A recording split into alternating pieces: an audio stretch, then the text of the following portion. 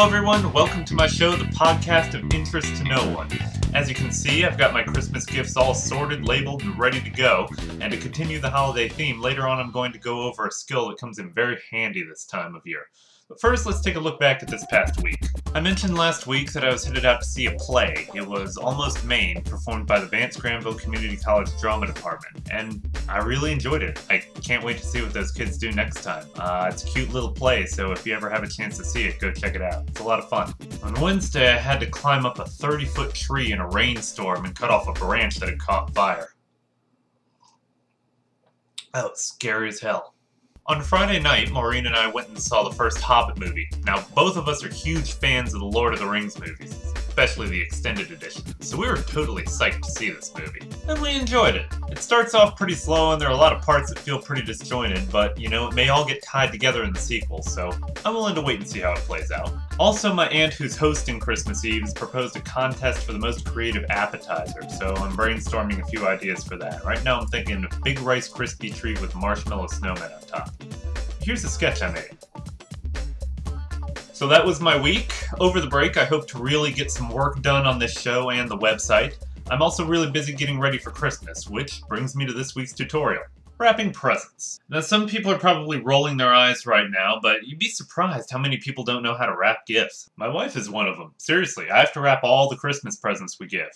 I learned early because my mom made my brothers and I wrap all the gifts we were given. In fact, when I used to work at Barnes & Noble and we offered free wrapping during the Christmas season, and I was working the register, all the other cashiers would ask me to wrap their customers' books for them. So, I think I'm pretty good at this, and I'd like to share my knowledge. But trust me, it's a lot easier than you think. The first step is also the big trick. Put the present in a box. Most people's biggest hang-up is that they don't know how to wrap weirdly shaped presents, and the thing is, you just don't have to. Just find a box it'll fit in, and suddenly you go from having to figure out how to wrap some weird kid's toy to just having to wrap a simple square. You can find boxes of almost any size you can think of, so just take the time to look for one and you'll save yourself a lot of headaches. Alright, so back to the wrapping. First, find the shortest side of the box. These will be the sides of your present. Now, roll out some wrapping paper face down and place the box on it so that the sides are pointed to your left and right. Make sure that when you fold the paper up on the sides that it reaches at least halfway up the side of the box. This way you know you'll completely cover the box when you do fold it. Check this on both sides and make sure you err on the side of too much paper. Now that you've got your sides measured, scoot the box back to the edge of the paper and then slowly roll it forward over the sheet of the wrapping paper until it's standing on its fourth side. Now you know how long the paper needs to be to cover the box in this direction. Give yourself a couple extra inches and then just cut across. You now have a piece of wrapping paper you're going to use.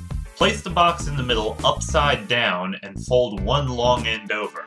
Tape it to the bottom of the box. This way, you'll hide the seam on the underside of your present.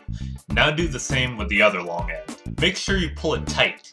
Keeping everything crisp and tight will make the present look a lot more professional. Now take one of the sides and fold the top down. You can tape it to the box if it makes things easier for you.